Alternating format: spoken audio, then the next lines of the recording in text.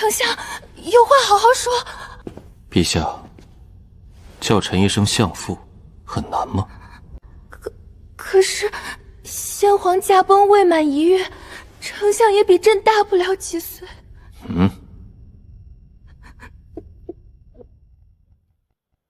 相父。丁，恭喜宿主完成新手任务，7军往上。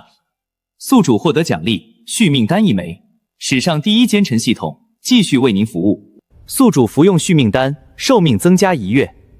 宿主剩余寿命1月03天。1枚续命丹，仅能余剩1个月。不好意思，看来我还要多多欺负你。系统，下一个任务什么时候发布？1枚续命丹，远不能满足我的需求。丁，发布新任务权倾朝野。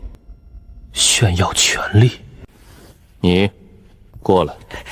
是，丞相有何吩咐？这哪里是贵镇，分明是贵奸相。你去御花园牵1匹梅花鹿来。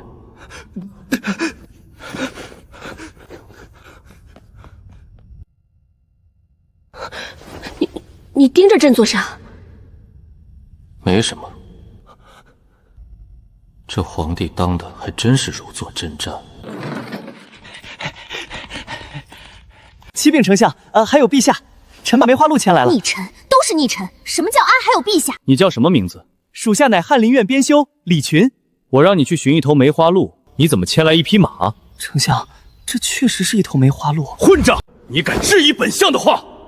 本相分明看它是1匹马，难道本相眼花了？是马，确实是马。小人眼下没看清楚，这确确实实如丞相所言，是1匹上好的千里马呀。建议大夫，你看是鹿是马？此乃上品良驹。郎中令、卫尉、宗正，你们看呢？确实良驹。哼！朱陈公，有谁看这畜生是梅花鹿的？站出来！陛下，在您看来，这小畜生是鹿是马？贤相，你都比他更像1匹马。大楚历代先君，看看孩儿被奸相欺负成什么样子了。相父，朕看他也是1匹马。恭喜宿主高质量完成任务权倾朝野，系统奖励大幅提升。这奸相羞辱了朕，竟还如此得意！我项宁若不报此仇，枉为楚霸王的血脉子孙。任务奖励如此丰厚，不可能天天有任务做。既然没任务，那就不用欺负楚帝了。陛下，没什么事就退朝吧。就按相父说的，退朝。二爷回来了，恭迎二爷回府。果然是奸臣风范，回自己家都有近100人下跪迎接，这哪里是跪给我看的，分明是跪给皇宫里那位少年天子看的。范家4兄妹，我行2，另有1位兄长，1个弟弟，1个妹妹。范氏先祖范增，追随大楚先祖霸王项羽，于乱世中征战天下近100年，终创下3分天下有之一的大楚王朝，立国已有数千年，天下3分，大楚、大汉、大明。范增为大楚立国第1功臣，被楚霸王尊为亚父，封溧阳侯。楚霸王特恩指范家世袭楚国丞相之位。楚霸王项羽立国之战打了上百年，这怕不是个高武世界，而且人均长寿。但我感觉自己只是个普通人，甚至是文弱书生。二弟，站在家门口作甚，还不进来？二哥，听说你在朝堂上迫得小皇帝管你叫爹。等二哥当上皇帝，我的名分应该是开国长公主吧？妹妹，你好歹被称为仙子，不是贼子啊！你俩说的什么胡话？都把嘴闭上！推翻旧制，改天换日，此等大事要详细谋划，岂能儿戏？但二弟放心，我范家积蓄之财富已胜过大楚国库，只要你一声令下，家族就是你最坚强的后盾。范家真就全员乱臣贼子呗？二弟莫非以为为兄经商多年，只为了给项宁小儿纳税？项宁小儿，我把奸臣系统让给你得了。二弟莫非以为为兄经商多年，只为了给项宁小儿纳税？项宁小儿，我把奸臣系统让给你得了。如果范家造反，为什么是我当皇帝？大哥三弟不比我更适合？小妹你觉得呢？二弟，你该是知道我的，我只爱经商，尤其爱看财富堆积如山的画面。二哥，你是知道我的，我就喜欢打胜仗坑杀降族的时候。二哥难道对皇位没兴趣？可惜我是女儿身，古往今来还没出过一位女帝，况且人家只想美美的，然后看一群男人为我争风吃醋。你们三个指定有大病。这不是什么高武世界，却是彻彻底底的修炼界，人人修炼，追求飞升。仙界确实存在，飞升势力不在少数。楚汉明3家太祖皆已飞升仙界，修炼分炼体、炼气、筑基、金丹、元婴、化神、河道、大成、渡劫。我连最低的炼体境实力都没有，我是完全没有修为的普通人。大哥范正明，表面是楚国第一巨商，修行境界却是化神3品高手。小妹范月华，称号月华仙子，一半因她美貌，另一半因她是元婴境大圆满的女强人。至于掌管10万卫宿军的范纯，年纪轻轻已是化神9品大圆满，更曾越级斩杀河道境。大楚国内除了有限的几个老不死，范纯已然已是最强存在。范家除了自己，全员牛人。母后，儿臣委屈。你这般胆小爱哭，是怕人看不出你女扮男装吗？儿臣在朝廷上装男子，回到后宫还不能哭一会儿吗？范家的奸贼整日欺负儿臣，儿臣恨不得将他碎尸万段。刚才的侍卫都已看见我儿失态了。太后放心，老奴去就来。左不过是几个金丹期的侍卫，还是从卫宿军选拔出来的，杀了才省事儿。事后就说宫中来了刺客，这几名侍卫都壮烈殉国了，命虎班中郎将范纯去抚慰家属。是，杀范家的兵，还让范家掏钱抚慰死者家属。若是让范蠡那个奸贼知道，恐怕要气得晚上睡不着觉吧。皇帝，儿臣在。你自幼修炼先祖霸王的秘传功法，至今还没修成元婴吗？儿臣已是金丹8品。母后，儿臣今年才19岁，在民间19岁的修行者大多还在炼体呢。凭我皇家历代的积蓄，多少天才地宝用在你身上？金丹8品，你以为很高吗？范家这一代4人，范月华与你同岁，且同为女子，已是元婴期大圆满境界。范家长兄范正明，化神境3品，有战神之称的老三范纯，更是化神境9品。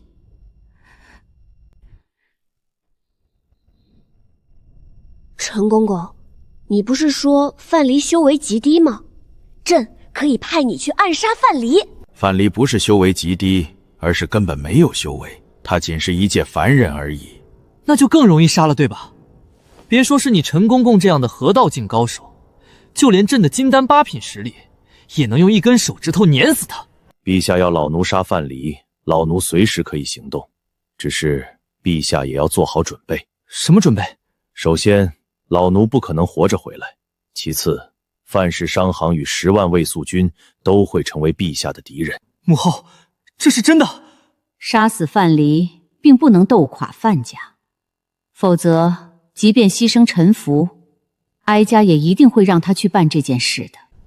难道我会成为大楚的亡国之君？傻孩子，忘记哀家催你修炼了。大楚皇室的底蕴岂是区区范氏可比的？只要你达到元婴境界，就可以尝试开启先祖的神兵封印。只要你解封霸王枪，范氏一门4兄妹注定要成为你的枪下亡魂。母后，儿臣今年内一定修成元星，然后以霸王枪打败范家4兄妹，重振皇家威严。你有这份志气就好，接下来一段日子不必早朝，闭关修炼吧。正好3帝会盟日期相近，你身为大楚天子，闭关提升实力，群臣也无话可说。母后，儿臣扮男子许久，可否穿自己往日的衣裳修炼？男装穿着实在不舒服。你已是皇帝了，还如此任性。罢了，遂你心愿一次吧。宁儿谢谢母后。皇帝1个月没上朝了，小小年纪就旷工。楚国百姓遇上他这样的君主，还真倒霉。都说丞相有反心，果然是真的，竟敢这样编排陛下。要不要向陈公公禀报？多一事不如少一事。天知道宫中有多少范家的耳目，万一有命讨赏却没命花，那可就亏大了。发布任务：玉玺在手，天下我有。任务描述：不经过皇帝允许，随意使用玉玺，任务完成度越高，奖励越丰厚。去成明殿。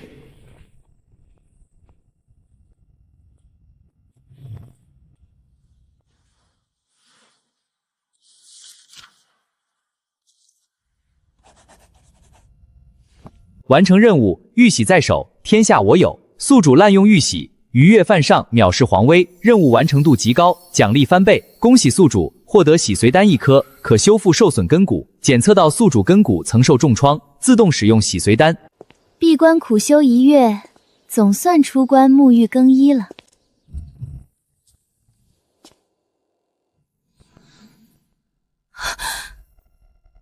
这奸贼怎么来成明殿了？还拿着朕的玉玺？奸相拿朕的玉玺，肯定没安好心。他竟敢煽动连朕都没批阅的奏折！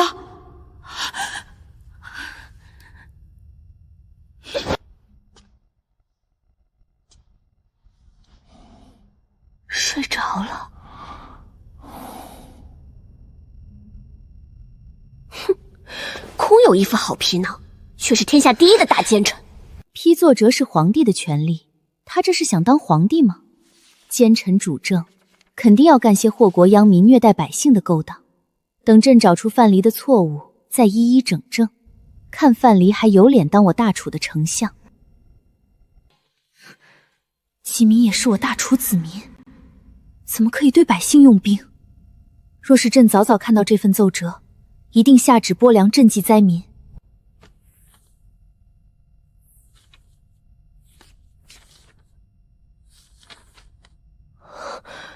这还是我大楚第一奸臣吗？即便是史书上记载的明更干臣，理政之才也就如此吧。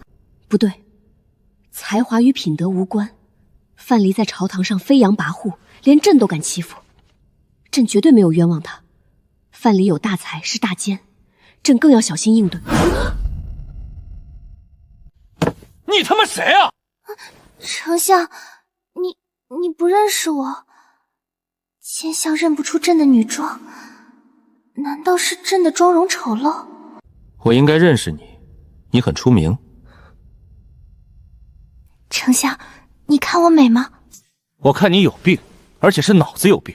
太医院有位华佗大夫，要不要介绍你认识？太医院有位擅长治脑子的华大夫。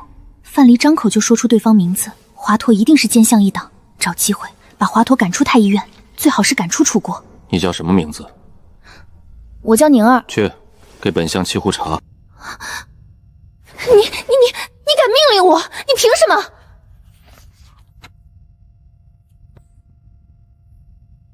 你区区一个宫女，就算平日是伺候皇帝和太后，今日伺候本相茶水，也不算委屈你吧？自己这绝世容颜、天家气质，难道就不能是一位高贵的公主？你怎知我是宫女？万一我是公主呢？本相熟读皇室图谱，并不记得有位叫宁儿的公主。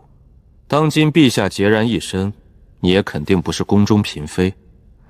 能在皇宫走动的女子，除了太后，便只有宫女。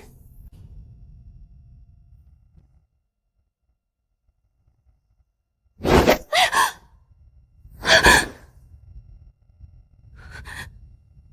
敢打我！成明殿随时可能有人进来，你若不伺候本相茶水，如何解释？想让人怀疑你盗窃奏章，又或是与本相有私？呸！小小宫女自然担不起擅闯成明殿的罪过。我不信，奸相怎么可能如此好心？国事要紧，先不着急回范府。小皇帝还在闭关，他好歹叫我一声相父。今天就当为儿子加班吧。兼丞相，喝茶吧。奸相为了朕的天下，废寝忘食地处理政务。奸相不可信，只要一想起自己被迫喊他相父，便恨得牙根痒痒。若不是因为他，自己又何苦女扮男装闭关苦修？这茶能喝？都怪你只顾看奏折，我喊你几声也没反应，茶水凉了不能怪我。现在自己的身份是宫女，而对方是权倾朝野的奸相，这样说话，莫非是给他杀自己的借口？你说的对，茶水凉了不能怪你。谢谢你。希望下回能喝到你煮的热茶。没想到奸相还有如此斯文的一面，尤其是他微笑时人畜无害的样子。你年纪轻轻，干嘛逼着陛下喊你相父？你不嫌自己被叫老了吗？为了完成系统任务，说出来鬼都不信。别看我年轻，给他当爹足够了。哼，奸相无耻！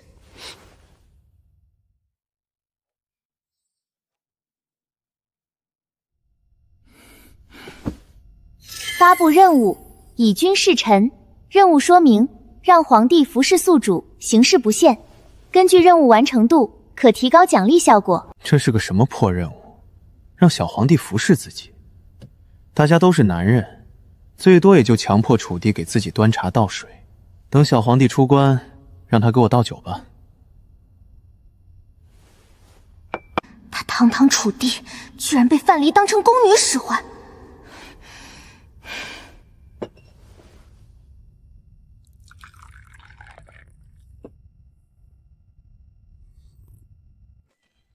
检测到皇帝女装为宿主倒茶，恭喜宿主高质量完成以君弑臣任务，系统奖励加倍。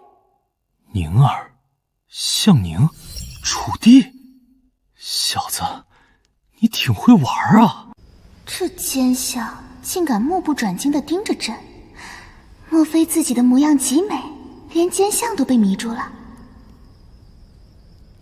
女装大佬而已。穿越前在漫展和直播间里也见过。获得特殊体质万族镜像体，宿主无视血脉限制，可修行一切功法及使用一切异宝神兵，一切种族血缘类禁制对宿主无效化。这次的系统奖励果然丰厚，修复了根骨，又有万族镜像体辅助，修炼势在必行。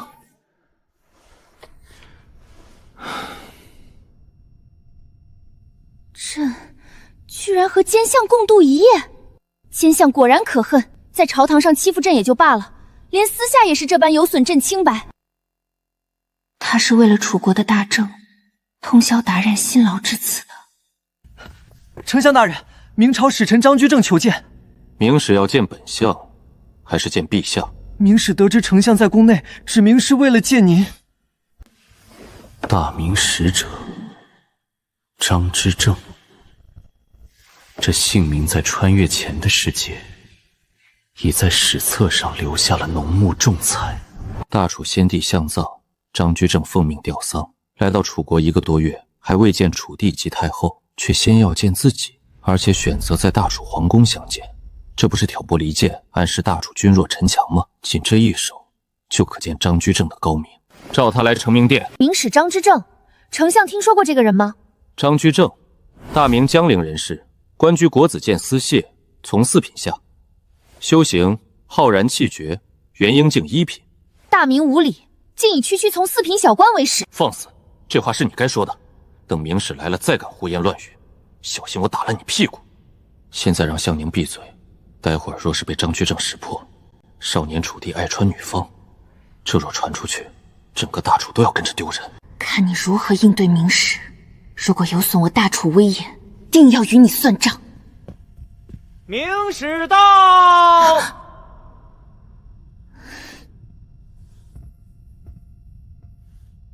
好卖相，这哪是张居正啊，简直是关云长弃武从文了。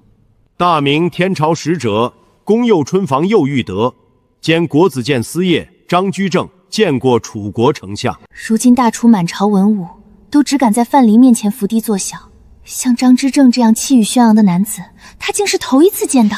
大明天朝，楚国，明使大胆，竟敢将大明凌驾在我大楚之上，被外人欺负的感觉，竟比被自己人欺负时更糟糕。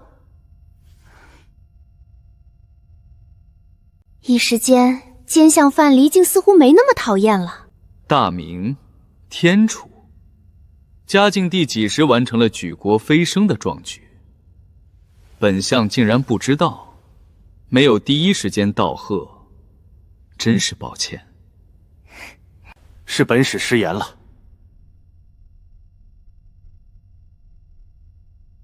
哼，奸相表现还可以，没给朕丢脸。明使求见本相，有何贵干？确实有大事，请范相平退左右。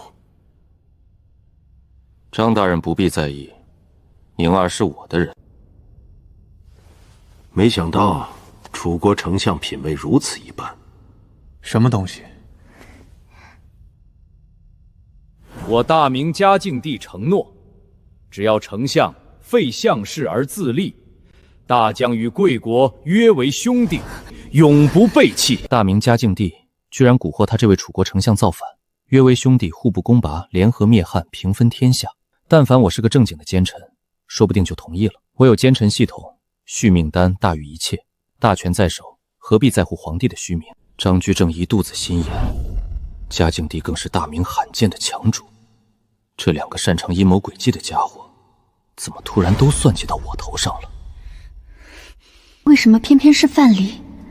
他已经权倾朝野，离皇位真的只差一步。范蠡会谋反吗？朕对他已经百依百顺，连相父都喊过，他还有什么不满意的？范丞相，您意下如何？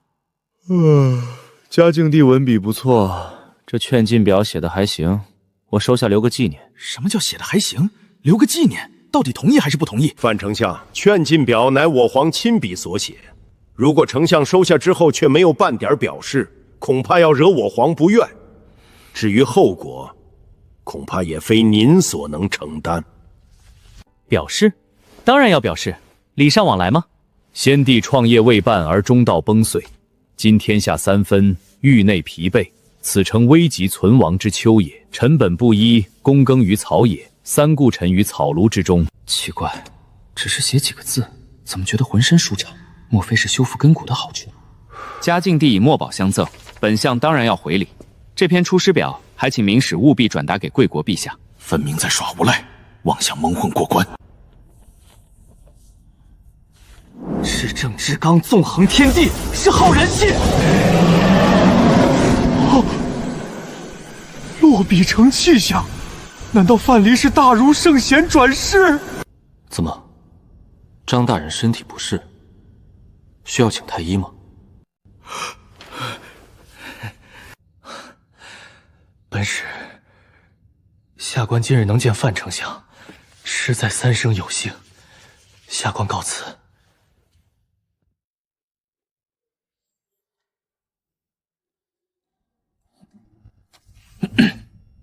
放心，我不造反。丞相大人是否造反，与宁儿有什么关系？宁儿不过是一名小小的宫女，绝不敢把丞相大人的秘密说出去。丞相在大楚已是一手遮天，又有嘉靖帝做外援，为什么不造反？造反？我和嘉靖帝非亲非故，当皇帝这种好事他凭什么帮我？无非是希望大楚陷入内乱，他才好乘机捞。三国之中大明最强，我料定嘉靖帝有心一统天下，所以汝汉两国谁先内乱，谁就会先遭到大明的攻伐。那我大楚该怎么办？说起来也简单，短期内借着三地会盟的机会，明目张胆的与大汉结盟，让嘉靖帝不敢轻易窥探楚汉。而从长远看，打铁还需自身硬，提高我楚国的实力，才是长存自保，甚至统一天下的良策。他果然有丞相之才，只要不造反，就是大楚的第一能臣。只等陛下早朝，我就上书，请他在三地会盟时，借以主动结交汉地刘协。朕已经知道了，等早朝时主动说出来，吓你一跳。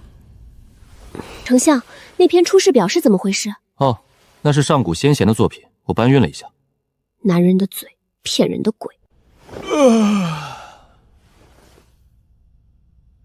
我也该开始修炼了。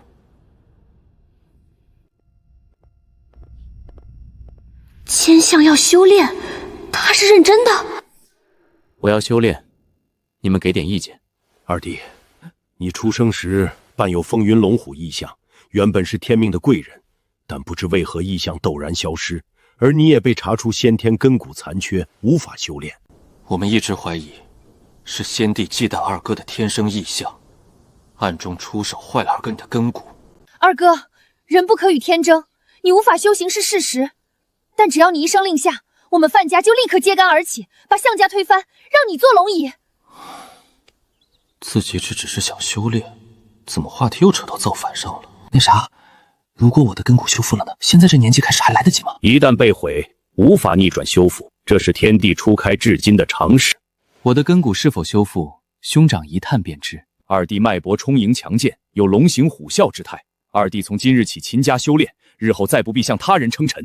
竟然是风云龙虎，二哥的根骨真的修复了。二哥，咱们还是造反吧，你这根哥不当皇帝可惜了。话说我闺房里藏着一套龙袍，是按你尺寸定做的，现在去把它换上。这哪是假，一窝的陈胜王广。其实我只想要一本炼体入门的功法，你们要是没有，我自己去街上的书店买也行。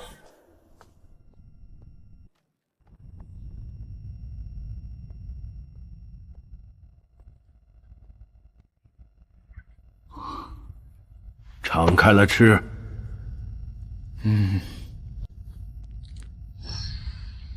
这里丹药怎么有5种颜色？物以稀为贵，这丹药应该不值几个钱。武灵丹不愧是融合5种灵根炼制的天级丹药，只可惜产量稀少，这每月也只得7粒。吃完最后这粒天级1品的武灵丹，本月就只能用地、玄、黄级的丹药辅助练功了。唉，范蠡果然开始修炼了。哼，朕修炼多年，他几时才能赶得上朕？况且朕是大楚天下供养，光是修炼辅助的丹药，就根本是范蠡比不了的。用不了多久，范蠡就会发现朕的差距越来越大。看他好意思让朕喊相父吗？都吃完了。这些丹药不错，有空再给我弄点，挺好吃的。好，我尽力。二哥，我尽力。这些都是天级丹药，很难弄的。二哥，你闭关收获如何？炼体经啊，不然呢？怎么，我的修炼速度太快，惊到你们了？快！我宣布，一切与二弟修炼有关的消息列为我范家最高机密，严禁外传。风云龙虎一想是他妈假的。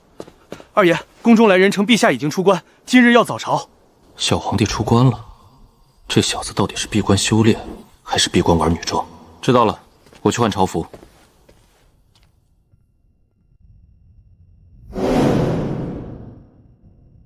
丞相还没来吗？相父到！怎么把这茬给忘了？相父，听着都来气。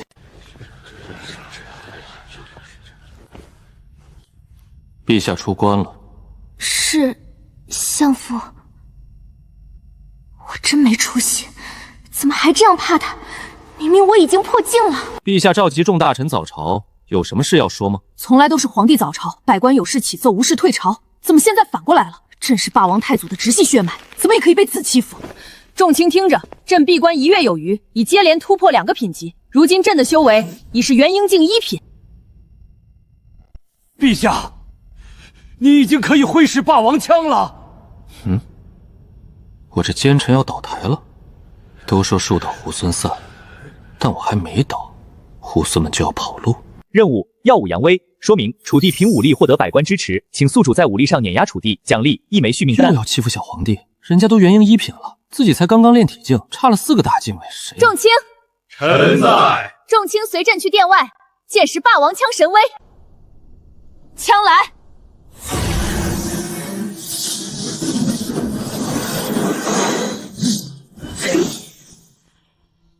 啊！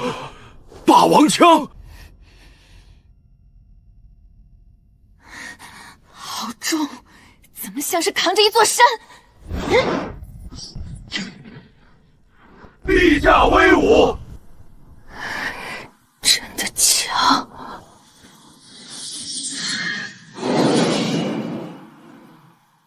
朕的真元被霸王枪吸干，难道真要摔死？不好，霸王枪掉下来了！谁去接住霸王枪和陛下？蠢货！没有太祖血脉神力，谁能接住霸王枪？肯定要被砸死。完了，霸王枪丢落地后，朕怕是要落在祖传神兵刺死。如果时光可以倒流，再不想碰这件神兵了。有人接住了朕，救驾有功，朕要赏他重重的赏赐。奸相！真他妈好人好报，救你小命倒把心里话说出来了。相父，多谢相父救朕。朕的霸王枪，真不愧是万族镜像体，果然可以无视血脉，连霸王枪都能握住。丞相，您接住了霸王枪？本相最近也开始修炼了。丞相威武！丞相神力盖世！丞相此次救驾有功，当封王爵加9区。丁，恭喜宿主高质量完成任务，获得10枚续命丹。刚才还一副树倒猢狲散的光景，这帮墙头草变得真快。奸臣，朝会期间竟然当着朕的面吃东西，有事启奏，无事退朝。臣停朕送终，有事启奏。启奏陛下，丞相范蠡服侍我大楚2朝天子，劳苦功高，今日舍身救陛下，更是功盖寰宇。这老头今天怎么了？居然为范蠡说话。范蠡，相父已经位极人臣，而且皇城骑马暂拜不明，入朝不趋，见驴上殿，朕似乎赏无不可赏了。廷尉觉得应该怎么赏？嘿嘿，其实刚才诸位大人也提过了，臣深以为然。加9术，封王爵，这分明是离篡位只差1步，接下来该逼自己上位了吧？自我大楚开国以来，从未有封异姓王的先例。众爱卿如此谏言，是要逼朕做太祖皇帝的不孝子孙吗？太嫩了，说话这么直来直去，完全把自己的情绪暴露出来。小皇帝还是欠调教。前世好歹也是单位里的中层领导，心得之一，开会时，不论同事和下属有怎样奇葩的发言，都不要直接否定对方。陛下，我大楚未有封异姓王之先例，只因从未有人如范丞相这般功高无世。陛下千万不可迟疑，迟则生变呐！奸相欺负朕，大多只是在口头上，真有事时，奸相还能站出来替朕分担。你们这些混蛋，眼看范蠡能使用霸王枪，分明是彻底抛弃了朕，想要赶紧向范蠡效忠。只要范蠡不谋反，就凭你们也敢欺负朕？如果奸相亲自开口讨赏，朕真的只能答应了。太后驾到！哀家刚才听见有人威胁陛下。启奏太后，刚才是廷尉宋忠对陛下言语不敬。臣有罪，臣失言。既然宋忠自认罪行，那就按大楚律办事吧。来人，将宋大人押入天牢候审。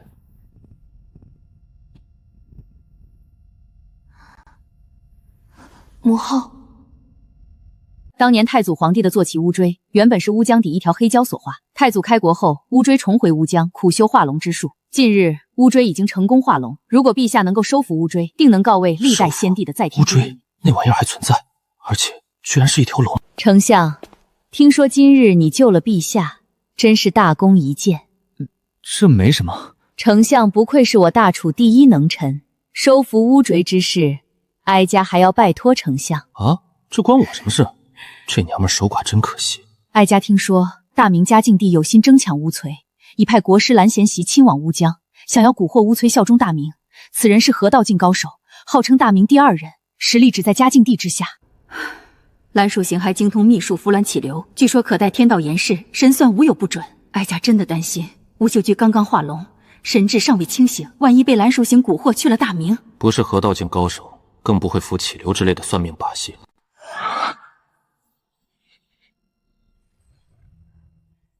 丞相为何沉默不语？难道不愿意为陛下分忧吗？收服乌间压力山大，大明国师亲自出，万一太祖的马骑被别国拐走，但如果范蠡肯帮自己，太后收回乌界，事关国体，微臣身为大楚丞相，责无旁贷。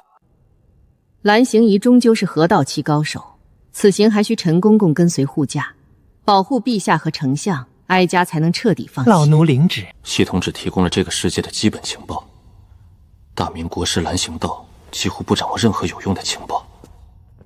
那个相父啊，干嘛？多谢相父愿意陪朕去乌间。相父吃的是什么？给朕尝一粒。不给。奸臣居然如此小气，可恨！退朝！娘炮，一点男子气概都没有，就想不明白，小皇帝怎么可以有一位气吞万里如虎的祖宗？陛下，范丞相终于来了。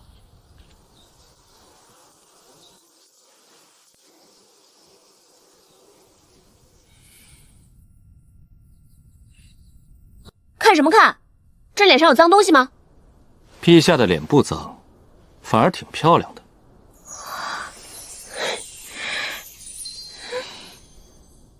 靠你丫什么毛病？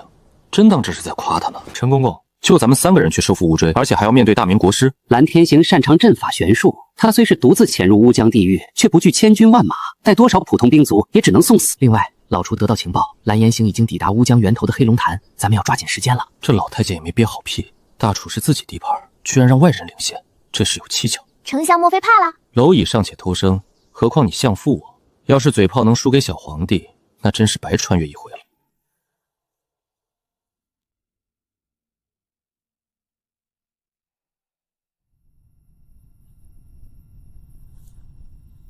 好凶煞的乌锤，不愧是霸王坐骑。那是什么？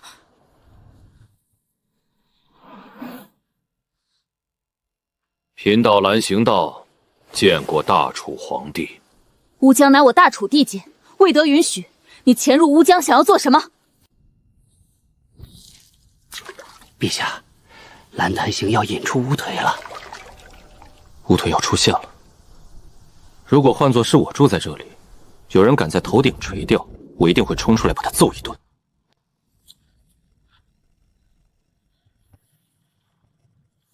请道友现身。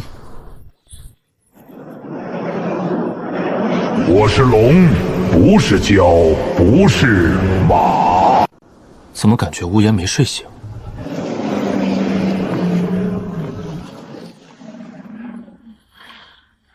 你想像他一样把我当马骑？大明嘉靖受命于天，既寿永昌，今特旨赐封黑龙乌离为我大明护国神兽。受封日起，国运加持，福寿无期。没错，吴培道高友，贫道乃大明国师，奉我主嘉靖帝派遣，特来邀请道友入我大明朝廷，成就不世伟业。大明，国运加持我身。丞相，怎么办？蓝星星要把朕的乌锥抢走了。什么你的乌锥？明明是老子的乌锥。小皇帝真是有毛病，一着急就骂他。陛下如果要行动，老奴可以暂时拖住蓝星星，为陛下收服乌锥争取时间。国运加持不够，我要飞升。乌锥道友请放心，如今虽然天下三分，但我主嘉靖帝雄才伟略，定能一统天下。到时候大明举国飞升，道友自然身在其中。举国飞升？乌腿，你是我太祖的坐骑，怎么可以背叛楚国？这个憨逼到底是来招募人才的，还是来吵架的？陛下慎言，乌腿脱胎化龙，实力至少已是河道期顶峰，老奴绝不是他的对手。霸王，我不亏欠他，我随霸王征战多年，他飞升时竟不带我。靠，乌回怎么像个怨妇似的被抛弃？这货难道还是头母龙不成？他其实也在寻觅新主人吧？化成龙形已耗费几千年，以这货的资质想自己修炼成仙，怕是修到老死也未必能成。寿命？对啊，乌锤已活了几千年，他还剩几年寿命可活？没有立刻答应蓝形丹，恐怕也是因为那些条件始终不是乌锤最需要的。乌锤，张嘴！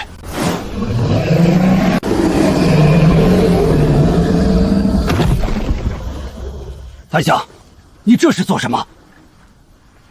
奸长对乌回都比对朕要好。若是太过强硬，像刚才那样，又怕引起乌州反感。刚才乌州的表现，分明实力还在蓝教相和陈公公之上。乌州愿继续效忠大楚，效忠陛下。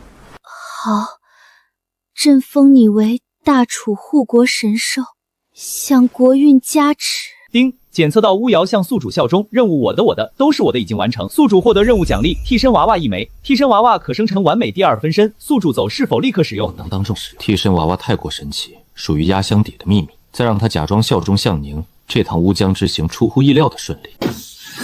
这道剑气是嘉靖帝发出的，而非蓝形。陛下小心！我主嘉靖能承受这一击，以这道剑气问候大楚皇帝陛下，便有资格在3帝会盟时与我主对坐畅饮。嘉靖帝的实力，传说已是大成器。乌嘴，快出手！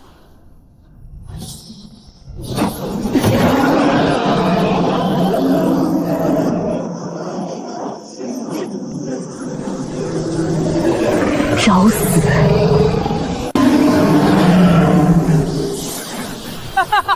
乌魁道友莫要生气，贫道不过奉旨行事而已，贫道这就告辞，不必送了。不好！糟糕！奸相，不提，陈公公，快救他呀！你怎么不下去救人？老奴的首要任务是保护陛下，尤其防范蓝行道去而复返。那为什么只有朕没受伤？陛下见谅，老奴只是河道境修为，保护陛下又能兼顾范相的安危。陛下别忘了，嘉靖帝毕竟是大成境修为，老奴远远不及。他怎么样了？老奴无用，今天幸亏有乌垂大人，否则连陛下都危险了。此行的2大任务都完成了，乌州归回大楚，范蠡意外身亡。放我下来，我不习惯被女人这样抱着。范丞相，好硬朗的身板啊！大成境溅起的爆炸余波，金丹境也能卷死几个，怎么他一个小小的炼体境居然平安无事？死太监，浪费老子唯一的一张护身符。以后再跟你这死太监算账，君子报仇10年不晚。等我今天平安回家再说。民国实在可恨，招揽乌须不成，竟敢算计朕！陛下回宫，封乌贼为护国神兽，与国同寿，气运同修。向宁真是皇帝宝座坐腻了，居然封自己当进宫，怎么不干脆再赐姓司马？为什么不杀了他，你自己当皇帝？你只管闭关修炼，我有事自然会找你。有新的续命丹，我也会第一时间交给你，放心吧。谢主人。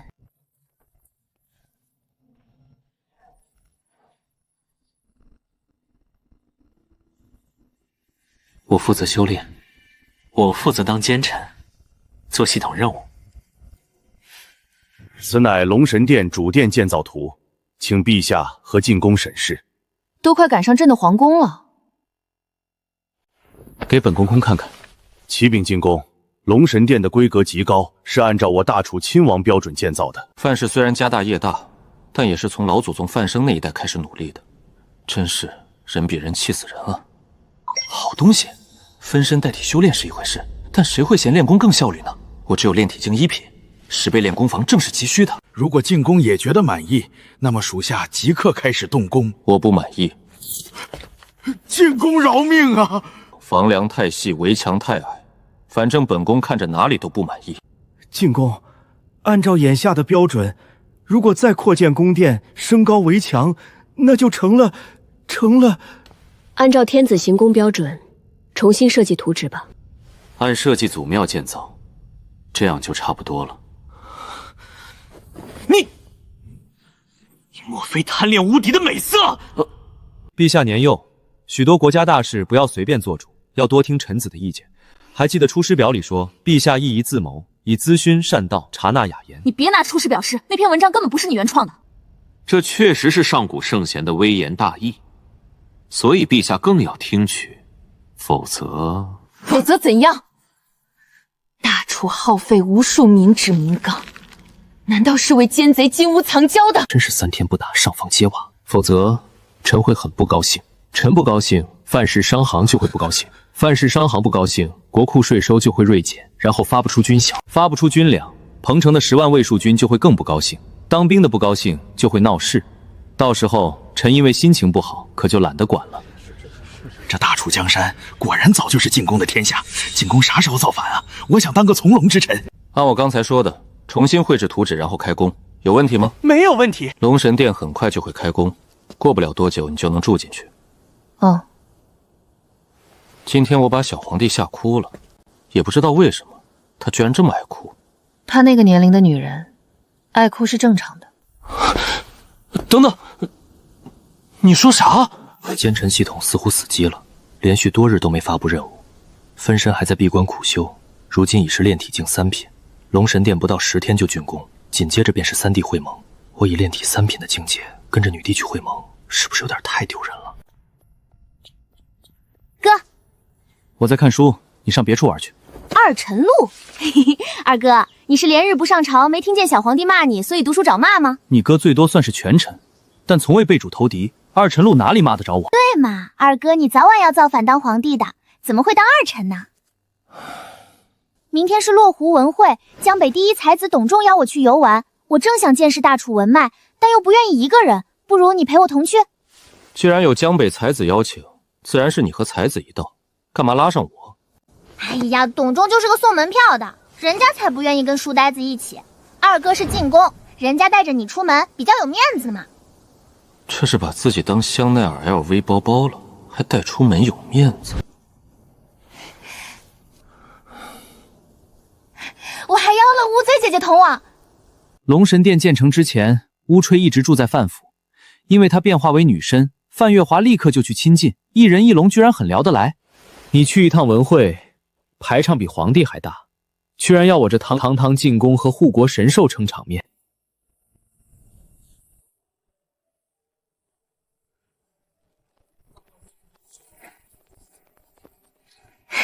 二哥，误会姐姐，咱们到了。月华小姐，董公子来了。这小子未必真的家境殷实，但至少极爱装点门面。读书人文秀，但只有相亲说媒、偷约情人时才可能略用香粉。小生董仲，见过月华仙子。这小子是来参加文会的，还是来相亲的？这小子看上我家月华了，却没认出我是谁。这些未入仕的读书人，平日哪有机会见到大楚丞相？董公子，这两位是普通朋友，无名小卒。在下董仲，江北人士，师承名儒皇甫嵩，修习浩然气多年，已达到金丹7品境界，并不曾婚娶。如果小妹有1/1000的机会看走眼，居然对这种男人感兴趣，我不介意做一回真正的恶人，亲自送江北第一才子去投胎。范小姐，这便是参加文会的凭证，您拿着它，自然可以畅游文会。只有1块腰牌，我的同伴怎么办？你去吧，我先随处逛逛。对，即便不参加文会，只游览落湖金色也是不错的。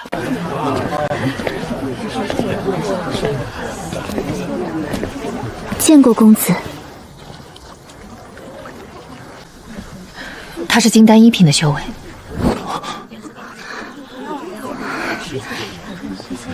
范二爷，我的主人希望能单独见你一面。你家主人是谁？对方一语道破我的身份，甚至敢以范二爷称呼。虽有保密理由，但也需要一定资格。我家主人封号长乐公主。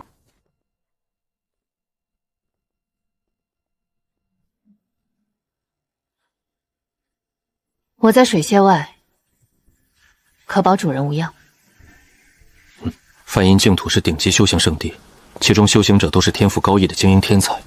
长乐公主绝非弱智女流，至少能要打我这种炼体境3品的货色。长乐公主找我做什么？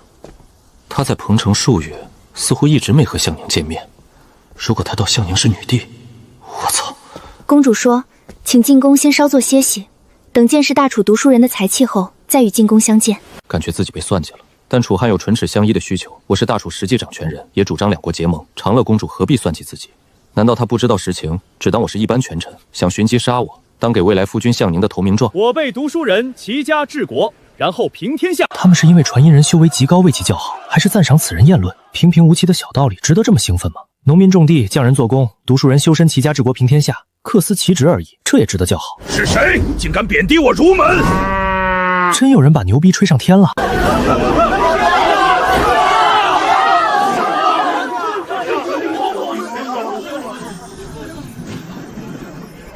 这是孔夫子下凡。学生拜见老师。拜见皇甫先生。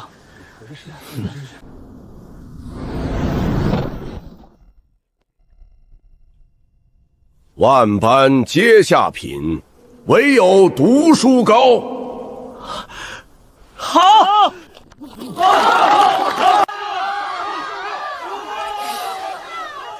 这就是江北第一才子的水平，这和看着风景美如画，本想吟诗赠天下，奈何自己没文化，只能卧槽浪好大，没区别啊！刚才是哪位朋友贬低我儒门？还请自己出来，老夫想与你聊几句。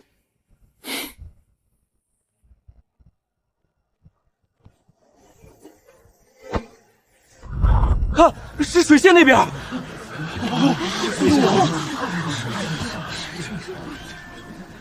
他怎么？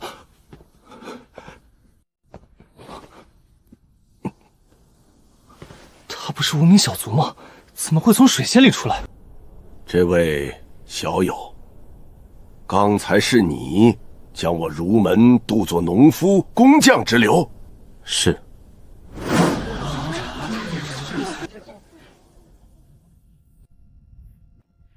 既然小友轻视儒门，就请上台，与老夫一辩。哦，小友只是练体经。练体经的修行者，简直不知道天高地厚。小子狂妄，区区练体经也配与皇甫先生同列，还不赶紧下台？练体经这种实力也配参加洛湖文会？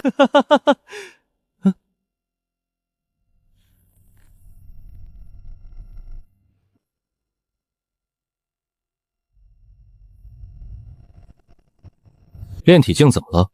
你邀我上台是辩论还是打架？自然是辩论。老夫想问小友，刚才你贬低儒门，难道连万般皆下品，唯有读书高的道理都没听过？当然听过，但我不认可。为什么？因为三人行，必有我师。三人行，必有我师。此言闻所未闻，但颇有几分道理，似乎能与圣贤大义暗合。请问兄台，三人行必有我师是哪位名家大叔说的？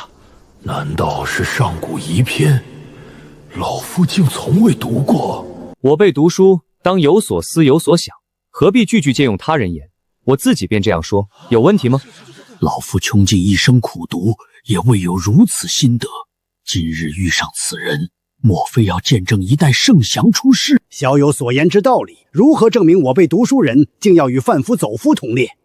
你刚才说，读书人修身齐家治国平天下。正是。请问所谓天下，其中包括哪些人呢？要治农，便要先学农。请问皇甫先生，只是在家读书，你能学会种地吗？如果你连不种地都不懂，凭什么治农？不懂降造，又如何治公事？你分明是以偏概全，用微末小道遮盖我大道。老夫看出来了，你根本不是儒门中人，又有何资格在此评论天下读书人？浩然气，是皇甫先生的浩然气！天啊，与这一片气海相比，我修炼的浩然气简直是小水洼。皇甫先生不愧是当世大贤，那小子不知道天高地厚，居然以诡辩冒犯先生，简直自寻死路。观其根，万物皆备于我。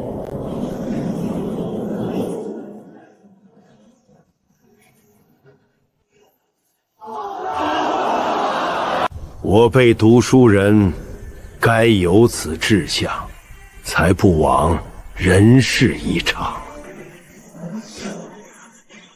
放屁！通篇的屁话都是混账道理。什么湖畔文会，什么当世名儒，搞了半天却是一群沽名钓誉、自命清高的米虫垃圾。难怪爱说万般皆下品，唯有读书高这样的屁话。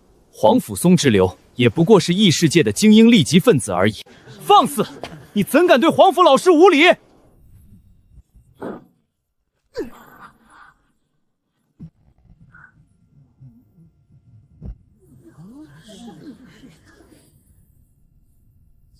这首劝学诗流传数千年，并非本人所创。你年纪轻轻，难道还想驳切圣贤之言？立刻道歉！狂妄无礼！我劝你自负双手，去京城的圣贤庙罚跪3年，不30年！竟敢侮辱圣贤，报出你的姓名来历！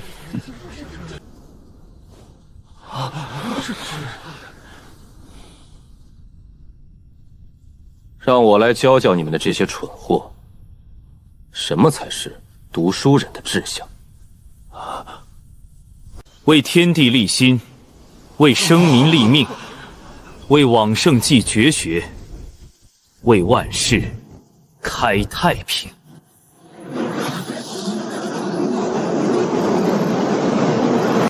浩然气如此壮阔，难道是圣人气象？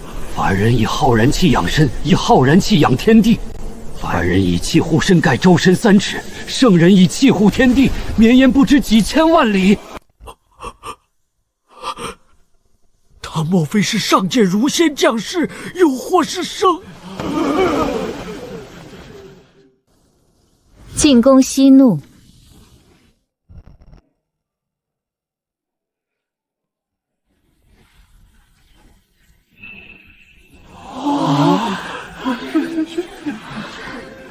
进攻，请息怒。进攻？什么进攻？大楚的丞相范蠡似乎刚刚被封为进攻。原来他是进攻，幸好我已经跪了。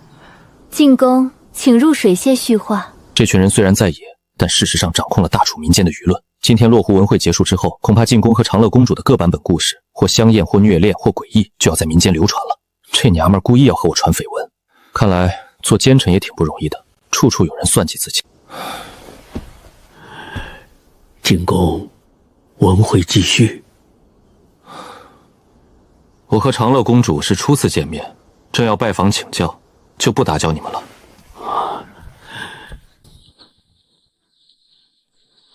进宫，请坐。多谢。茶水不会有毒吧？进宫请放心，有那位黑衣女前辈在外守护，本宫绝对不敢伤害进宫一根毛发。本宫有心与楚帝陛下联姻，为此还真动过杀死进宫的心思。奇女子，本宫之前几乎就要动手了，只是万万没想到，原来大楚新君居然是一位女帝。公主知道的太多了。杀气，楚帝的秘密我可以保证不说。公主为两家结盟顾好而来，楚帝却是女扮男装，这如何是好？汉帝有结盟诚意，我大楚绝对欢迎。即便是不联姻，也可盟誓立约。本宫在彭城停留数月，若不与楚帝定下婚约，只身回国便是笑柄。即便两国盟约，与本公主又有何用？请问公主有什么打算？我仍要嫁给楚帝，而且要劳烦进宫你亲自上书，劝楚帝向我父皇求亲。本宫只要大楚皇后的名分，婚礼之后也一定会做个母仪天下的贤良皇后，与楚帝夫唱妇随。但是，本宫有一个条件。请。本宫嫁入大楚之后，只要诞下皇子，就必须立刻封为太子。这娘们什么毛病？那就恕难从命。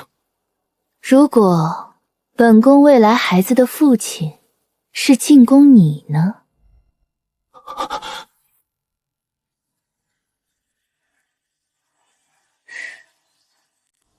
这女人到底想干嘛？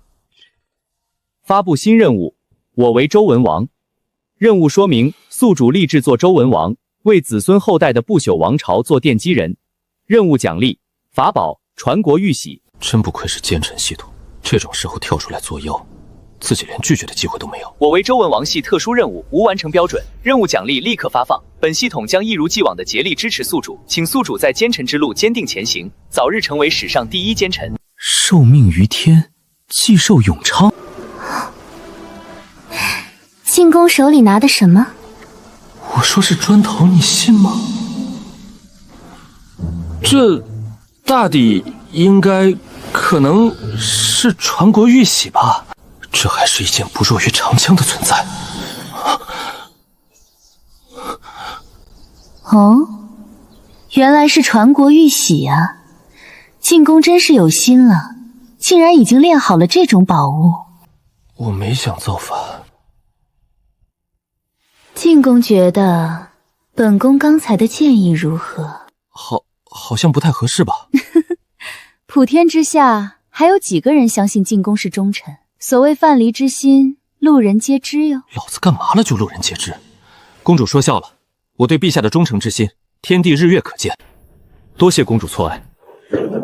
天地日月可见吗？本宫还以为是天地日月无光呢。总之，多谢公主错爱，但初次见面就谈及此事，请恕我不能答应。本宫与楚帝的婚期就定在3帝会盟之后，父皇一定会支持本宫。至于楚帝向宁那边，就麻烦进宫去说通。如果两国不能联姻，我大汉将立刻倒向大明。说了半天，大汉还是只愿意联姻。至于为进宫生孩子的事，就等宫正式嫁入大楚，再慢慢计较吧。恭喜主人，子嗣兴旺。你觉得这是好事？当然，主人在大楚权倾朝野，随时可以登基称帝。现在大汉长乐公主又愿意成为主人的女人，一旦主人掌握楚汉两国势力，便可鲸吞大明，而后一统天下，举国飞升，指日可待。你说的真轻松。